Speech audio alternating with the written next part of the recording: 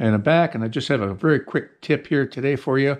If you've got a sofa or a chair or something like that where the legs are busted off, you get these kind of legs. Amazon has a ton of these things, and they come with a little mounting bracket and a thread, and I'll show you how that goes on there. You can pick legs in any height and color you want. These are 3-inch high legs. Comes with a threaded part sticking out like that, and it comes with this little mounting bracket.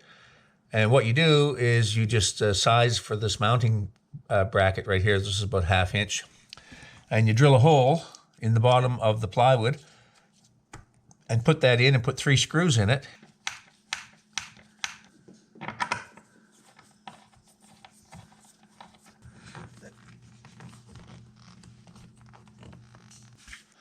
And those are rock solid. And anyway, hopefully that helps someone. And we'll see you again here very soon on Everyday Projects. Bye for now.